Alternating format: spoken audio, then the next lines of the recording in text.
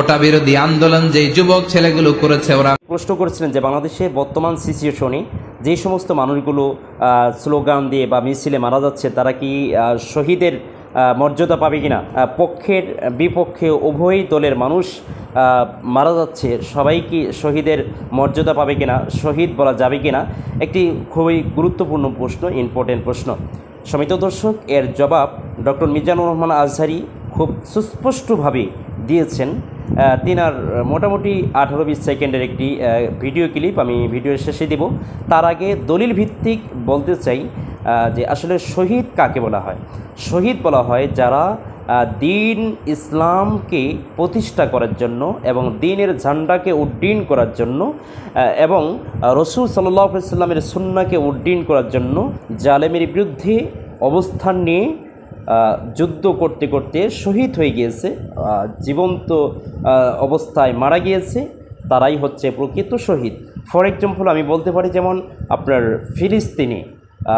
ফিলিস্তিনে মারা যাচ্ছে, ইসরায়েলরা অমুসলিমরা আক্রমণ করছে, হামাস, ফিলিস্তিন, হিজবুল্লাহ, অর্থাৎ তারা কিন্তু আল্লাহর দিন কায়েম করার জন্য এবং মসজিদুল আকসাকে দাবি নিয়ে তারা মাঠে ময়দানে নেমে তাদের জীবন রক্ষার জন্য তারা শহীদ হচ্ছে ইসলামের জন্য। এরা হচ্ছে প্রকৃত শহীদ, যেমনটি সাহাবা আজমাইনের ভিতরে ছিলেন। এরা হচ্ছে হাকিকি শহীদ, শরীয়তের পরিভাষায় বলা হয়। এখন কথা হচ্ছে, বর্তমান যেই কোঠা বিরোধী আন্দোলনকারীরা শহীদ হচ্ছে, তারা কি শহীদের মর্যাদা পাবে?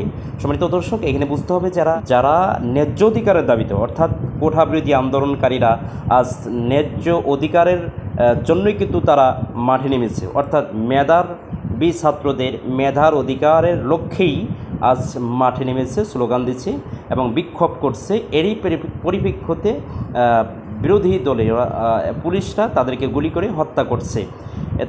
তো এই হত্যার শিকার যারা হয়েছে, যারা দুনিয়া থেকে চিরবিদায় নিয়ে চলে গেল, তারা নিঃসন্দেহে শহীদের মর্যাদা পাবে, কেননা তারা অধিকার আদায়ের লক্ষ্যে তারা জীবন দিল। আর বিপক্ষের লোকেরা নিঃসন্দেহে জুলুম করল। আর বিপক্ষের লোকেরা যদি কেউ মারা যায় থাকে, তাহলে তারা শহীদ হবে না। কেন? যে জুলুমকারী কখনো মারা গেলে শহীদের মর্যাদা পাবে না, বরং সে জালেমের শাস্তি অবশ্যই ভোগ করতে হবে। এই দৃষ্টিকোণ থেকে আমরা বলতে পারি যে সারা বাংলাদেশে যারা আন্দোলনরত ছাত্ররা যারা দুনিয়া থেকে চিরবিদায় নিয়ে চলে গেলেন, তারা হাকিকি শহীদ না হইলেও শহীদের মর্যাদা পাবেন, এটি কোরআন হাদিস বলে যায়। কোটা বিরোধী আন্দোলন যে যুবক ছেলেগুলো করেছে, ওরা মুজাহিদ। ওদের বিরোধিতা যারা করেছে, ওরা সন্ত্রাস। নিরাপদ সড়ক চাই আন্দোলন যে ছেলেগুলো করেছে, এক একটা মুজাহিদের বাচ্চা। ওদের বিরোধিতা যারা করেছে, এক একটা কুখ্যাত সন্ত্রাস। এজন্য হকের পক্ষে যারা থাকবে, ইসলামের পক্ষে যারা থাকবে, ন্যায় নীতি সাম্যের পক্ষে যারা থাকবে, তারা মুজাহিদ। বাই ডিফল্ট এগুলো মুজাহিদ। চিল্লায় বলেন ঠিক কিনা?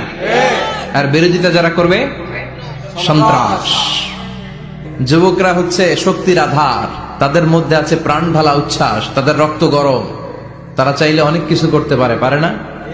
কোটা বিরোধী আন্দোলন করতে পারে, তারা নিরাপদ সড়ক চাই আন্দোলন করতে পারে, তারা দুর্নীতিমুক্ত বাংলাদেশ গড়ার প্রত্যয় নিতে পারে। চিল্লায় বলেন ঠিক কিনা?